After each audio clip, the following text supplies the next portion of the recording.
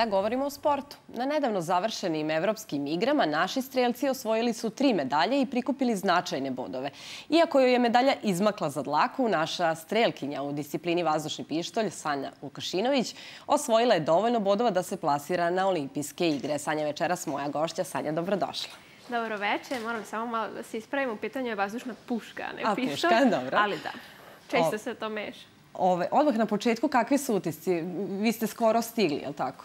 Tako je, da. Belorusija je kao zemlja mene oduševila. Ljudi su jako prijatni, dobri i bili smo stvarno lepo ugošćeni. Čitavo to selo je jako lepo odrađeno. Otvaranje je bilo poput olimpijskog otvaranja, tako da što se toga tiče stvarno sve kako treba. Kakva je bila konkurencija?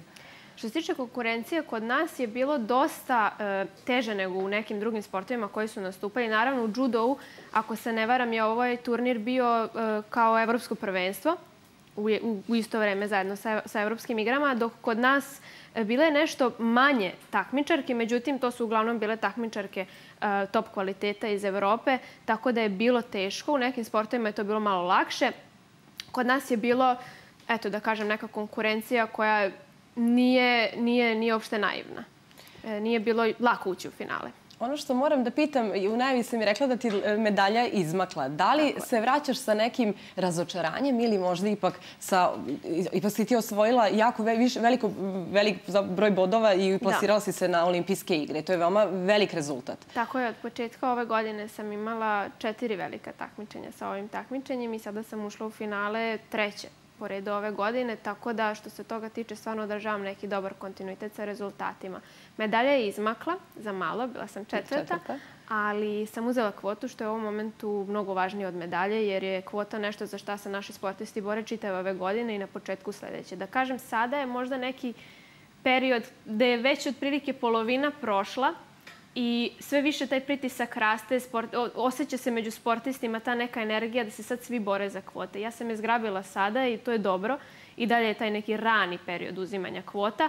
Tako da ovo je sada dobro, sad sam onako rasterećena da nastavim dalje, sad se borim za medalje, za rezultate. Veliki deo je odrađen programa za ovu godinu sa ovom kvotom. I zaista velik uspeh za tebe. Jeste, hvala.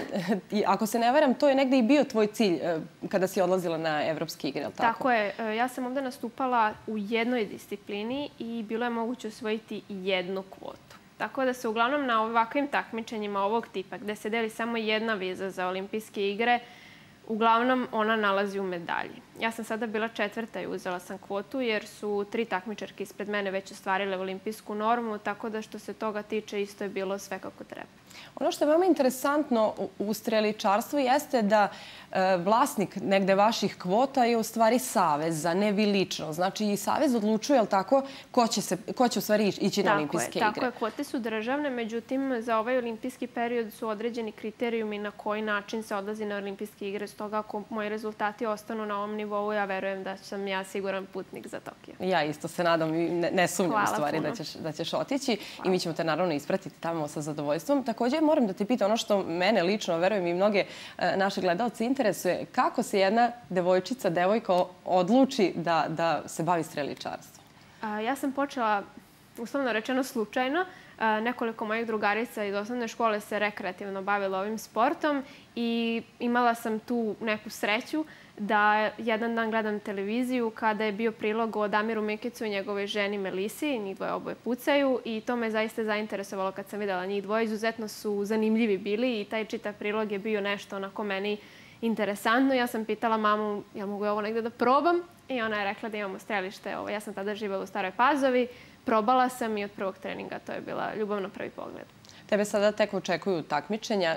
Šta ti predstoji sad? Predstoji jedan svetski kup u Rio de Janeiru u Brazilu i nakon toga, eto, najvažnije takmičenje koje ostaje do kraja godine je Evropsko prvenstvo u Italiji za 50 metara. Hvala ti puno i želimo ti puno uspeha u daljem takmičenju. Hvala.